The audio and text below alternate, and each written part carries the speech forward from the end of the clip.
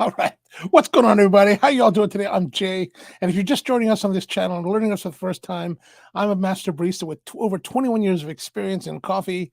I'm also been a competitor and a barista judge doing international head judging around the world. And so today in our video here, I thought that we'd come and check out this trailer that I just saw yesterday. I saw it last night. It's called Coffee Wars. And I was like, what in the world is this? And evidently, this is a movie that is about coffee competitions in some form or another. And so evidently the lead actress, Kate Nash, plays a British coffee shop owner based in London. I'm getting all this from the trailer, that whose business is failing. So let's have a look at the trailer and we'll discuss as we go along. Let me get that back up here.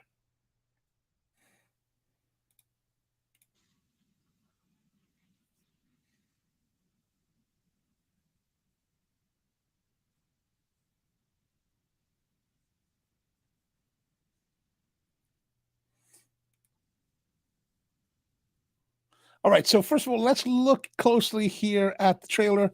She runs a place called Plantarium in London. And of course, this is a typical coffee shop, but why they based her in London, I'm not really sure. But plant-based milks, of course, are a big thing nowadays. It's the growth in plant-based milks or non-dairy milks has been tremendous.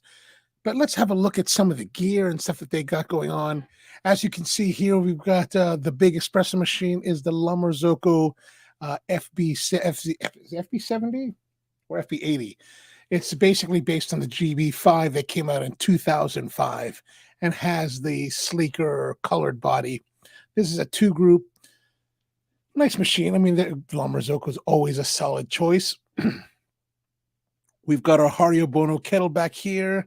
We've got the Bialetti, some French presses. They've got a little bit, it looks like a milkshake maker, a blender, a lot of the typical things that you'd want to see in a decent coffee shop.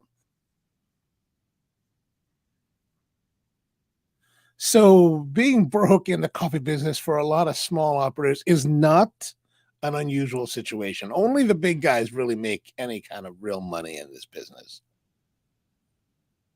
So very good films. Obviously, this is something that it's probably a movie with an agenda, of course, trying to push more non-dairy based milks. That's already been upfront that they've said that straight from the get-go. But it just kind of reinforces with veg good films. Another shot of London.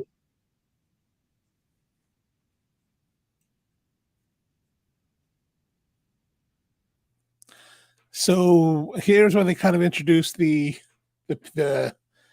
oh, Leo, how are you, man? Good to see you. Welcome to the show. How you doing? We're just doing some reactions here to the new movie called Coffee Wars. And so this is the regional barista champion. Evidently, she's going to compete. Oh, compete somewhere.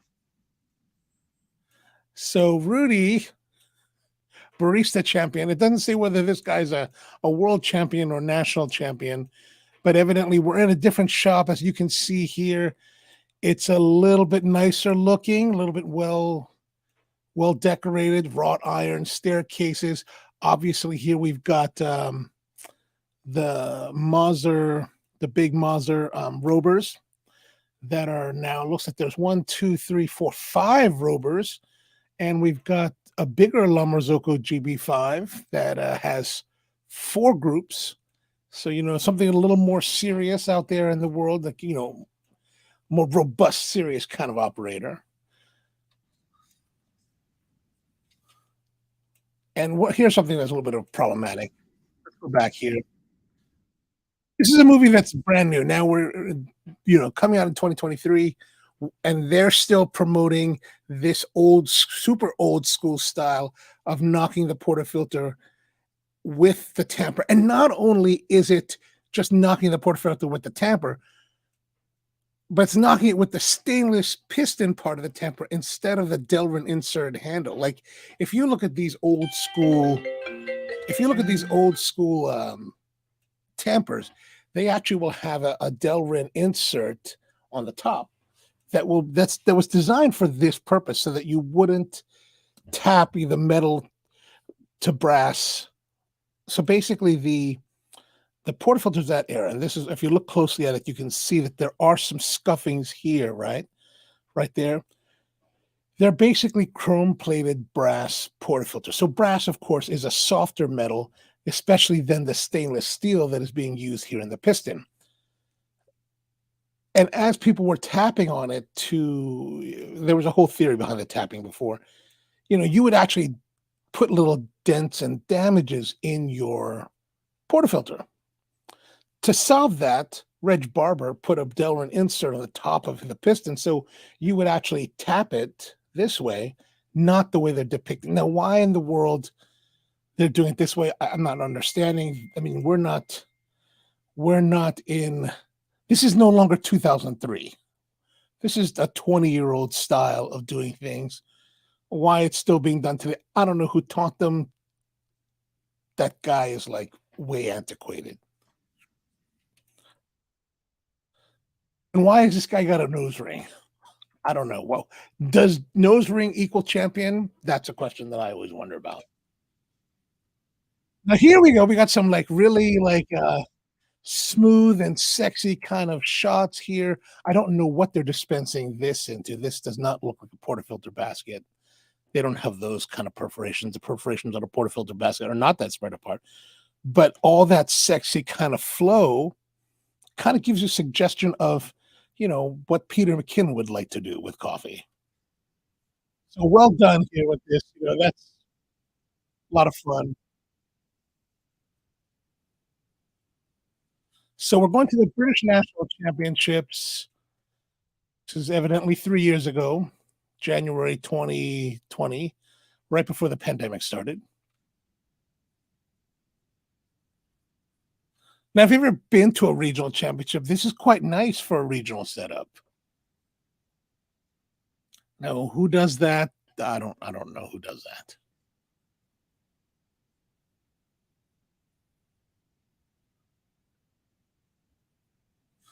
Now, whatever's going on here is I don't know. I've been to a lot of competitions around the world. I've never seen anyone lose it like this. Like, you see a lot of people that are upset, a lot of people that are disappointed, mostly because they didn't get the score that they wanted or they didn't perform the way that they thought.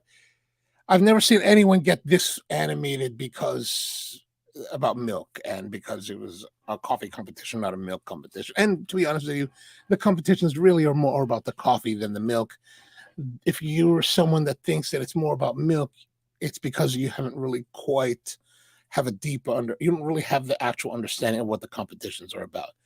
Let's go a little bit of technical thing here. So as you can see, we're using in 2020, they're using La Marzocco Lineas. This is a linea here. The linea looks like a two, maybe no three group.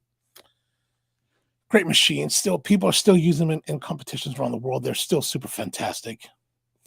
This looks to be a compact grinder, maybe a K10.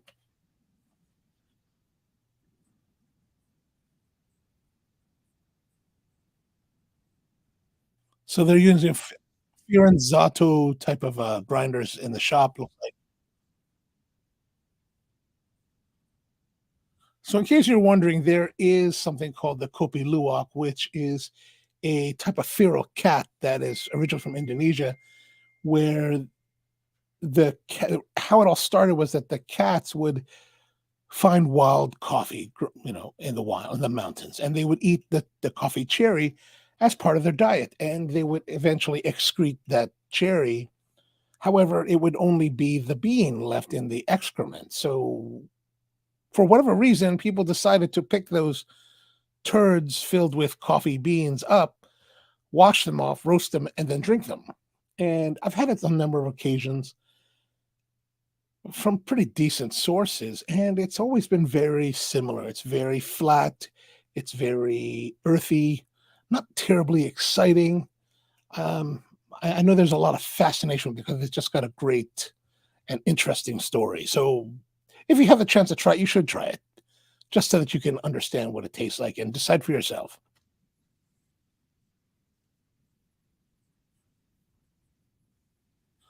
All right, so the premise here is that this guy is making his own style of luwak coffee where he's eating the cherries, Now, how this guy in the United Kingdom is getting fresh cherries that you would eat is beyond is I don't really understand. And if you ever had a real coffee cherry to eat, the hull is very, very thick. It's not very appetizing. Like you wouldn't really eat it. Like there is some mucilage covering the cherry, covering the bean, and basically you normally suck that off, and otherwise you just kind of swallow the thing whole. Now, this whole idea that he's eaten something that is imparting flavor, that is, I don't think that's really how it works. For example, with the kopi luwak, the actual stuff, they're feeding the cats, these feral cats, the cherries, and that is their sustenance. And so they're not really eating anything along with it. Plus,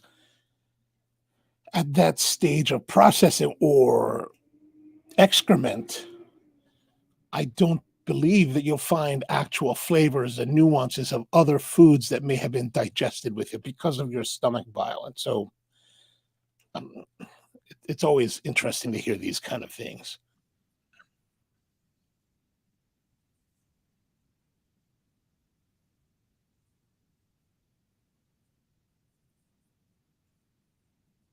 I mean, that looks like some real coffee farms.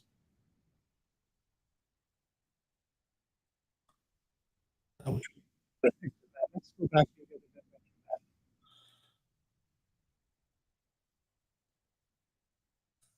I don't know why she's riding with chickens, but could be. All right, so this is a real coffee tree. So this is quite real, and as you can see, this is one of the challenges that growers and pickers have with producing great coffee. If you'll notice here, we've got coffee in different stages of development. Of course, there's the green, which is unripe, yellow, which is kind of progressing, kind of orangey, kind of getting to red, and then red, and then there are some deeper crimsons down here, right?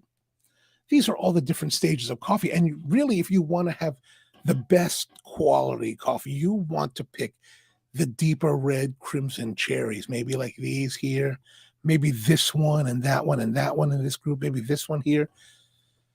But as you can see on one branch, they're in different stages. So what this means is that a picker will have to visit this particular tree multiple times over a growing season, typically 6 or 7 times, in order to harvest all of the cherries off the tree at the right moment. Now, when you're talking about more commercial production, they'll wait until most of these have developed in their growth period, in their ripening, and then they'll come down and strip the entire branch of cherries, regardless at that point of what color they are, whether they're green or not. Hey, mom, what's going on, man? How you doing? Good to see you. Welcome to the show. We're reviewing the Coffee Wars trailer that came out on Amazon yesterday.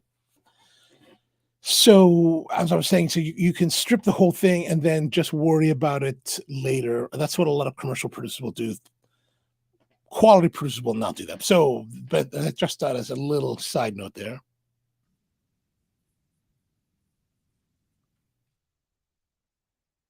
Now, here, she's gone from a regional competition.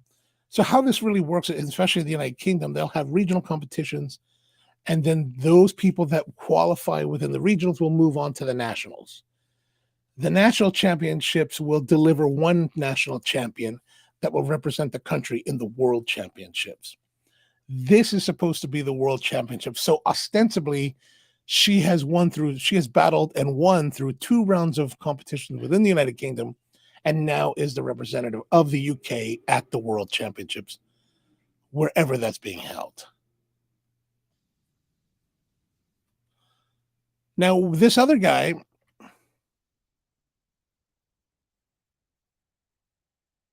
now I'm not sure exactly the story, but since they presented him earlier, the as the world champ, as the barista champion, I presume that he was also in the United Kingdom. He would not, in the real world, he would not be at the world championship if she was at the world championship, and they're representing the same country.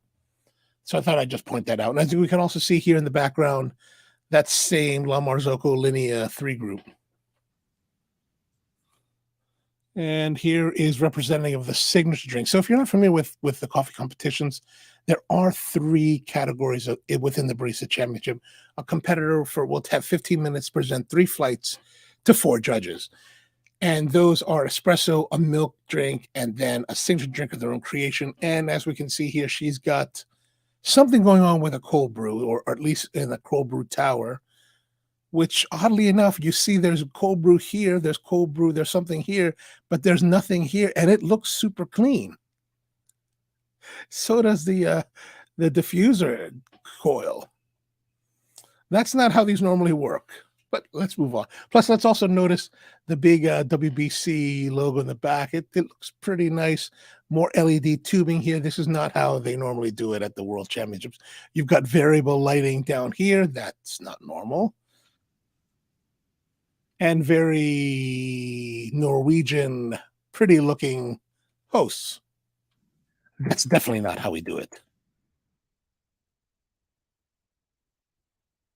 Now it says it's her last shot. I'm not really sure why, you've got a failing coffee shop and you need to do something, and so you decide to go to the world to campaign for the world championship, and you've now flown down to origin country from the United Kingdom, which is quite far and quite expensive. I don't know how this is really going to translate into saving your shop. Like it costs it can cost a tremendous amount of money to compete, and there is no return. Like there is no cash prize, there is only bragging rights, and once you become world champion, you kind of have to market yourself to make money for yourself. So I'm not sure exactly what the thing is, and what city this is. I don't know, but it's definitely in Europe. Maybe Monaco. I don't know. You guys might know this better. Now, if we look back here, also,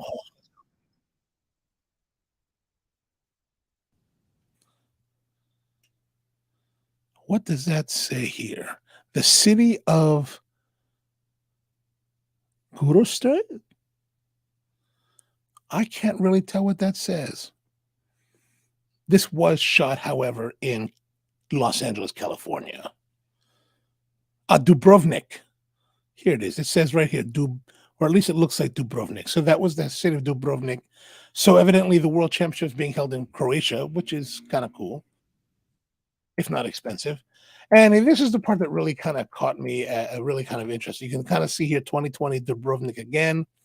And this guy, who I thought was the host, is now pouring vast quantities of milk from a Chemex. Why you would do that? I don't know. Like, I mean, it's just a waste of milk, and so you lose points on that. But what really caught my eye when I was watching this the first time was this Jones Coffee Roasters, owned by a buddy of mine, Chuck Jones, out in Pasadena, California. Great company, great guy. And so I was like, what's going on here, man? And so I texted him. I said, hey, dude, what's your connection with this movie? And as I was watching, oh, these are some cool shots. Here's some latte art. This is probably the thing that looks like it could have actually been made by hand. But if you're able to pour this kind of latte, yeah, I'd give you a 6 for this. I would. Like this, let's say this is in a latte art competition. If you were able to get that kind of execution, I mean, I would have to give you like super high points because look at the contrast.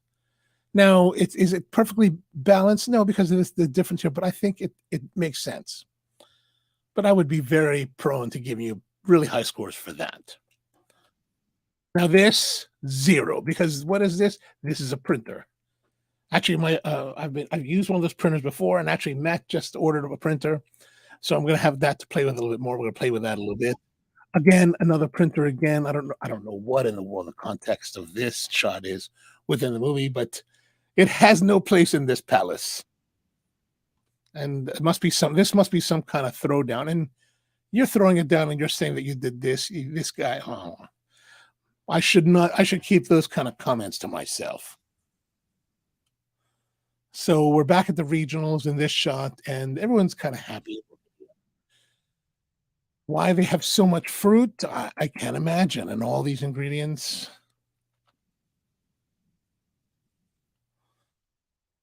Now, what are they doing here? Why are two competitors on the same stage presenting to the judges at the same time doing some kind of dance with, again, with too much milk. Whether you're using dairy milk or non-dairy milk, this is just too much milk. I don't get it. I don't get it.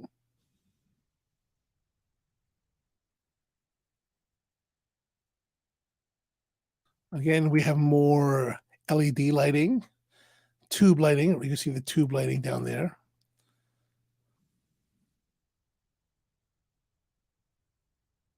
So cute looking kind of coffee shop, typical kind of like coffee shop. Firenzato grinders, Marzocco machines, still with the Firenzato grinders. Again, La Marzocco lineas. Oh, and so this is the part that kind of caught my eye later when I was talking with Chuck. I was like, this is Chuck himself right here. This is Chuck Jones, the owner of Jones Coffee Company. So I was like, oh my gosh, dude, what are you doing there? That's hilarious. Now, Chuck was a U.S. judge for several years, quite a few years ago, but it's good to see him in this. And yeah.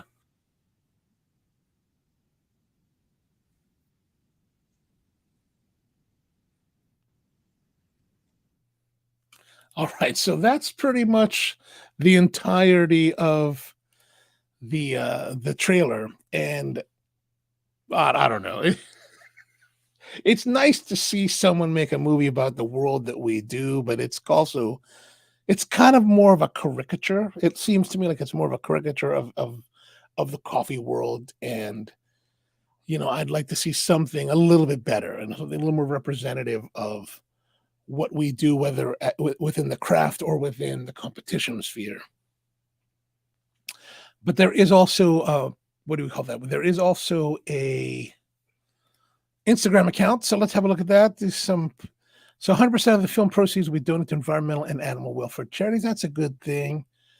And they've got some, nice, artwork, latte art. I don't know if anyone's really done that. Is that for real? Oh yeah, yeah. I don't think that's real. Yeah, that's not real. I don't believe that's real. This is again printed. Non-dairy milk market is expected to grow to 58.6 billion by 2027. So interesting stuff. All right, that's pretty much it for the coffee wars. So if you get a chance to see it, check it out. Let me know what you think. I'm really interested to know what you guys think about the movie. I'm going to go check it out maybe today, maybe later today. I'll watch it, and maybe I'll have more thoughts for you in a day or two.